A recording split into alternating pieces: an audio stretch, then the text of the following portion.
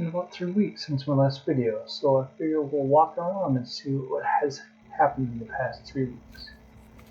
So in the garden you'll see in my cold frame I have some onions, some romaine lettuce, and some carrots. All seem to be doing alright, even though lately we've had some frosts after having some pretty warm early weather. Since my last video, I've put in a few new plants. So the first one here is a rhododendron. It's going to be a lemon dream rhododendron. It's supposed to get about 6 feet tall and maybe 6 feet wide. And see there I have my peat humus, which I tend to use when I plant rhododendrons or azaleas because I want to make sure that they have some acidic soil. This one has more of a lavender type flowers called a Lee azalea. It's supposed to be a little bit smaller, maybe 3 foot. It does not look like it's started flowering quite yet, but should be very shortly. Here, I used to have the PJM Elite, but a couple weeks ago I replaced it because the PJM died last fall and has not come back. So this is a purple gem, and it has flowered for a few weeks now, and the past few nights of frost and even snow, I think it's pretty much done, so it's on its way out. Here is my Gibraltar azalea, still not blooming, but looks like it's about ready to. Last year it didn't bloom, unfortunately. Hoping this year to get some beautiful orange blossoms.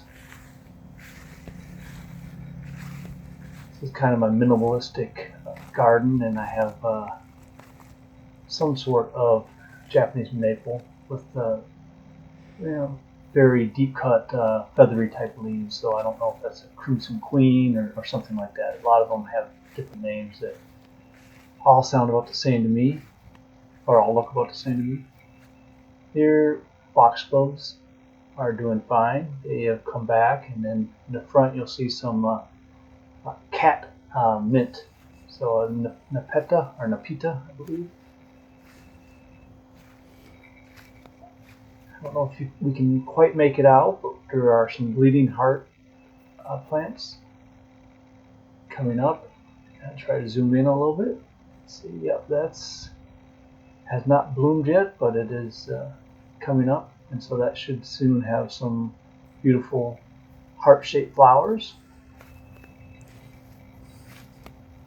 Right here is my new butterfly garden.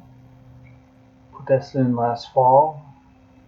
A lot of the coneflower plants are coming up. You see some leaves. Something new, I had 2 Japanese maples in here I planted last fall, and rabbits ate both of them because they're very small. And so I bought a much larger, I believe this is Bloodgood, so it's more of an upright Japanese maple.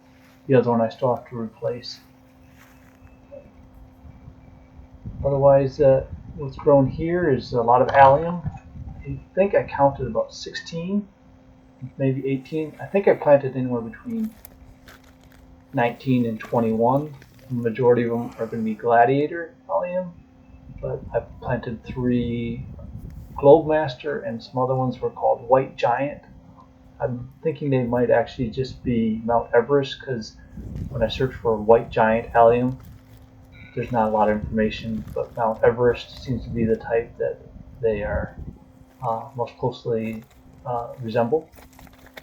It's my Blue Baron rhododendron, also brand new. Last year I planted it.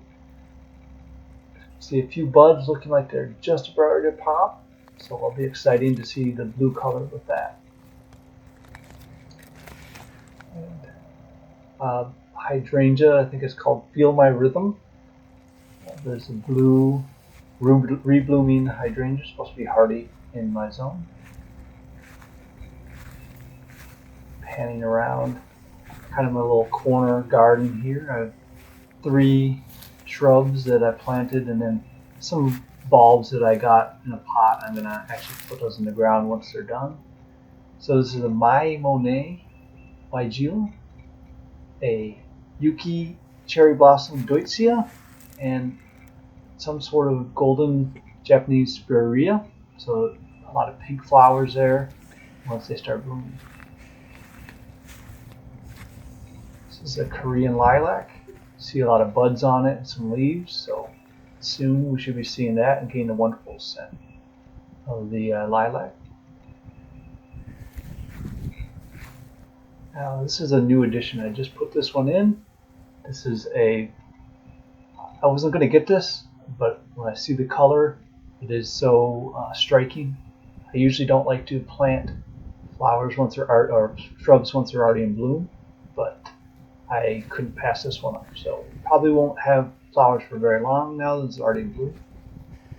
And I just added some lavender to my raised bed, or my raised garden there, and some asters are coming back here, planted way high up to prevent the evil rabbits from eating them like they always like to do. For some reason, those type of rabbits love to eat my most beautiful flowers. The Washington hawthorn, one of the two. The other pot has not come back. And just some seeds have been starting. A lot of flowers and herbs. And yeah, this is the other Washington hawthorn that didn't come back, so I put some catnip in that one. I like to get the cats to come by and play around in my patios. So just quickly looking around, seeing all of the new and existing plants starting to blossom and sprout.